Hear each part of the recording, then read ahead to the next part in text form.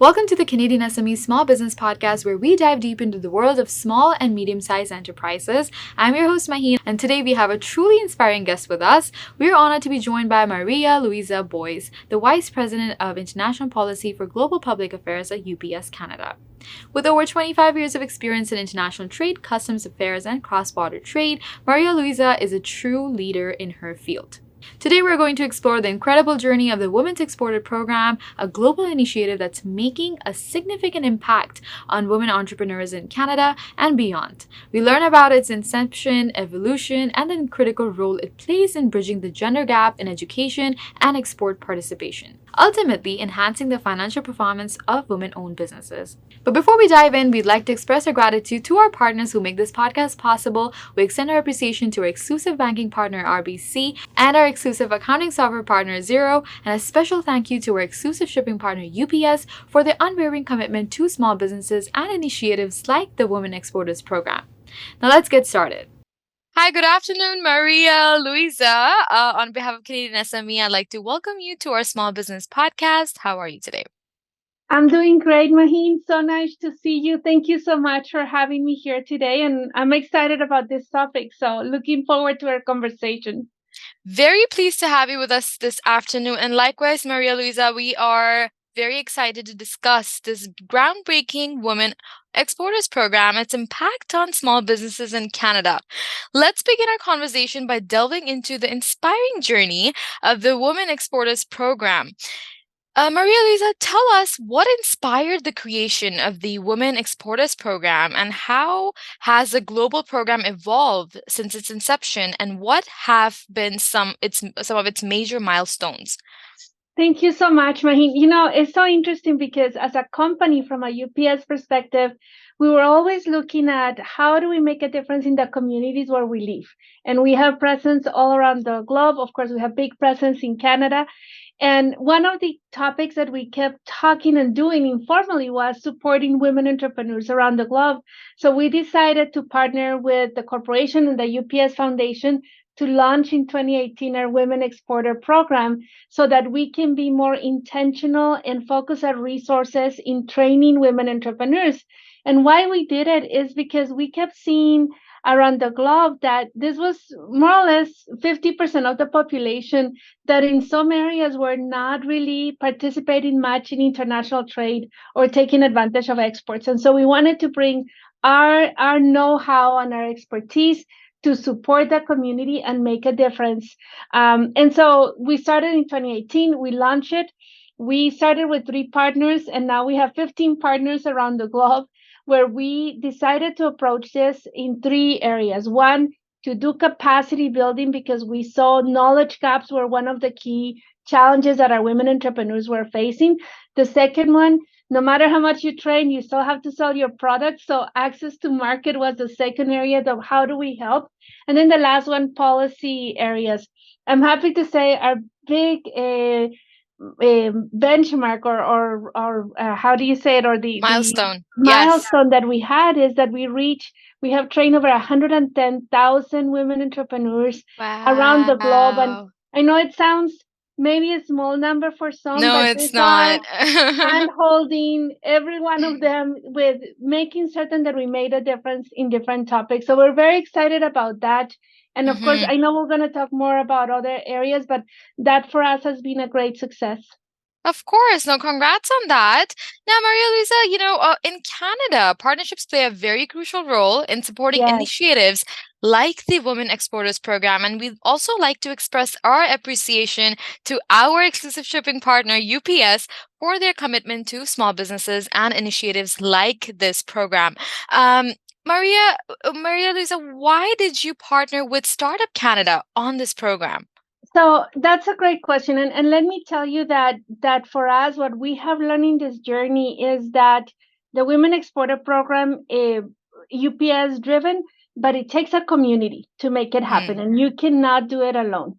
And also in that community, you have to find the partners that have the bigger net, that care, that are in the community. And that's why Startup Canada, I think, was a natural partner for us. to do this. They are engaged and they speak the language or micro small businesses. The majority of our women entrepreneurs are either micro or small size enterprises. So that's why it was very important to partner with Startup Canada and be able to identify those key topics that are, we see the topics that are global, but also what are the topics that are local. And that makes a big Right. difference. And so that's why we decided to partner with them. We have had a wonderful partnership throughout the years supporting the small and medium sized businesses. And so this was a natural next step. No, we've had great experience working with Startup Canada ourselves as well. They are our strategic partners, and we love to do cross promotional support one another on different events and different platforms. So that is great. Now, Maria Luisa, gender equality is education and export Mhm. participation is a very pressing issue. Why is bridging the gender gap in education and export participation very critical for the Canadian economy?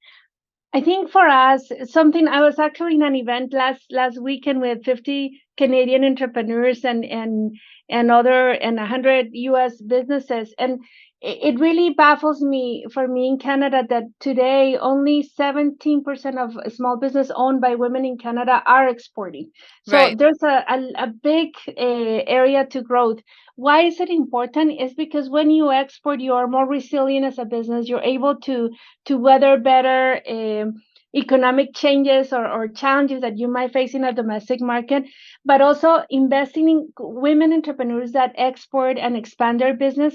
They invest back also in the community, and you want Mm-hmm. 50% of your community to be successful because Right. that makes a difference. And so for us, it was a no-brainer, and I can say it because it's the right thing to do. Our UPSers live in the communities, but also it's a great business decision. And so because these businesses grow, so when we talk about gender equality, about trade, about participating in export, we have learned that if we provide them that tools, nudge, and give that community to the women entrepreneurs, that makes a difference, and you start seeing the results back in the economy, in the families, etc.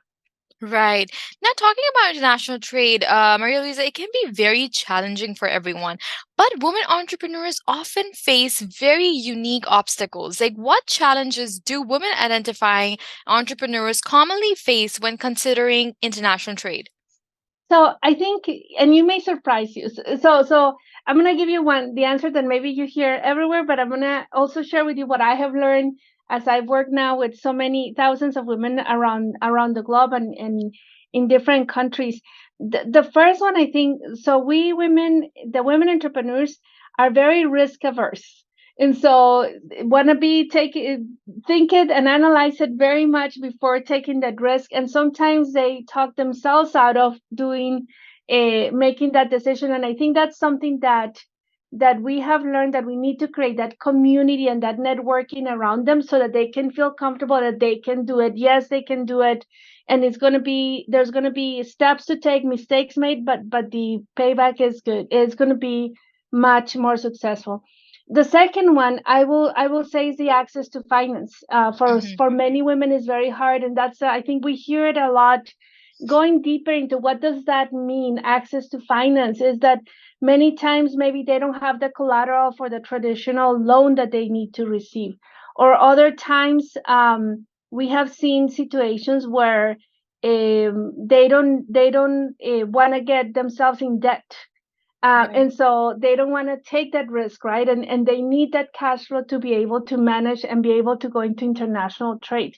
The other one is there's still some barriers where if they that sometimes as a woman they might not be aware because it has a traditional way of business only for men, and they, so how do they enter who they know and that networking, and so that becomes also important in terms of the networking and building relationships, and sometimes for that becomes an obstacle for our women entrepreneurs.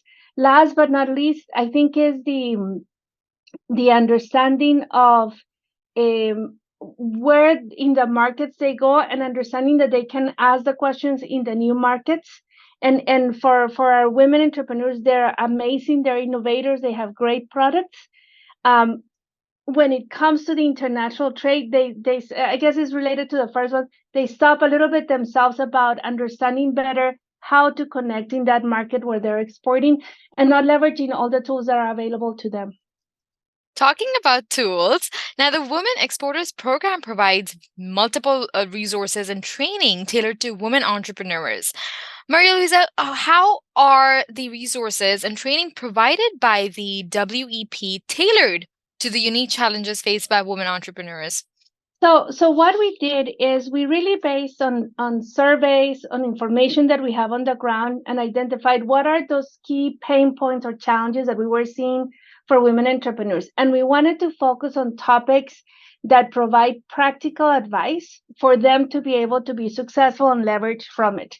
And so we took topics that go, and I need to add in here that it's not only about exporting too, it's about understanding now e-commerce and exporting, right? There's a Mhm. whole dynamic after the pandemic that that we are taking into consideration. And so our information and the webinars that we're doing provide those tools to give you a framework of when you talk about exporting and e-commerce, what are the key elements that you need to take into consideration. You don't need to become an expert, but you need to know what to ask and how do you tailor Right. your business. The other one is how do you deal with new customers that are now used of buying online, Right. depending on how you're selling, right? And so that is speed of information and how do you manage that communication. That's another training that we provide so that you understand how the new customers, the 21st century customer, is a whole different breed in terms of how do you keep them happy, how do you communicate, and how do you create loyalty to your brand. And I think the other part is also understanding the regulations Hmm. and have a sense of how do you work within that framework with the regulations so that you're more successful. Talking about success, now, Maria Luisa, for small and medium-sized businesses eyeing international markets, Mhm. success can be very elusive. Now, Yes. what are your top recommendations for SMBs who are looking to overcome the barriers of international trade? So there's four things that I would recommend to all SMEs on that part. First, know your product. And that means I know you have your product, that's your baby, you have created, you know it, but understand that what is it made of?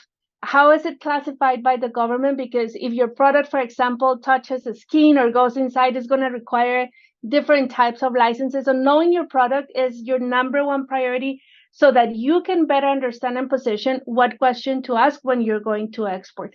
The second one is know your customer, know where you're going, right? Regulations might be different. And when you're going to export, you need to have an understanding of what are those maybe cultural things that might be different that you expect. And so, how do you handle that part of what language do you need to communicate? How do you receive payment or not? Right, from those that are buying. And so knowing your customer, your destination, that is very important. The third one is remember you're not alone. That's a very important one because I think one of the key elements we're always looking at, Mahin, is how do we build that community around them? And for example, from a Canadian perspective, you have amazing consulates around the world. In the US alone, I think you have more than 30 consulates where they are your eyes on the ground to understand where you're selling. And so that's a network that you need to use and leverage. Right. Join an association that keeps you informed about what are the challenges or things that are coming up, because then it allows you to make better business decisions. And then the last one is know who you're working with. Work with a partner that cares and knows where you're going, because that's your brand, that's your reputation. And so logistics is one of the biggest challenges that small businesses have when they export. And so you Hmm. want to make certain that you're working with the right, and I'm not saying because I'm UPS, but you have to have the right logistics partner that is going to help you. So even if you don't end up working with us after you do the webinars, etc., but make certain that you have the right questions to understand the customs process, the trade opportunities. Canada has great trade agreements. Are you leveraging it, right? So that's very important. Know, be able to connect and to know that network that is around you.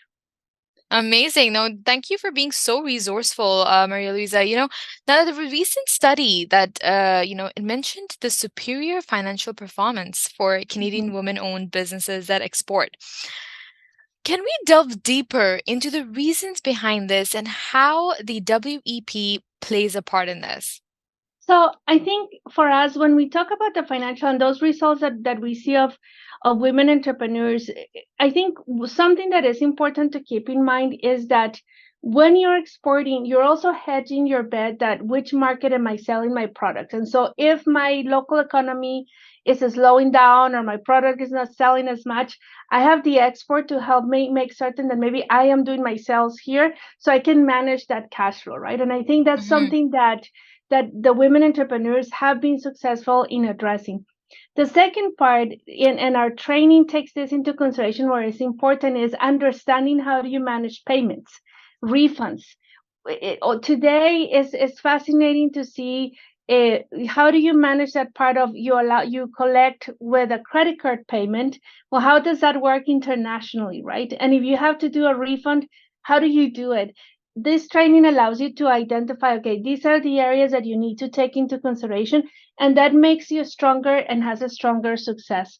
The last thing I think is very important too is to understand how do you manage your business cash flow.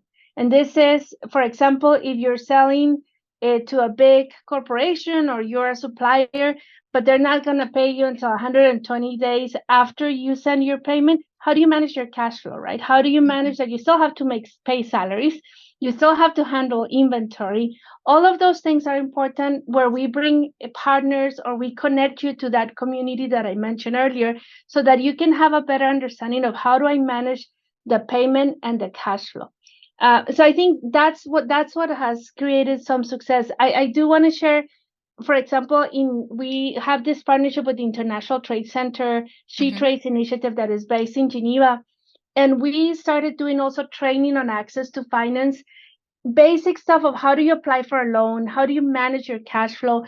After the training, we saw more success for the women entrepreneurs. Now, we're happy to say in 1 year in Vietnam, for example, they were able to access up to $2.1 million in new investment and venture capital.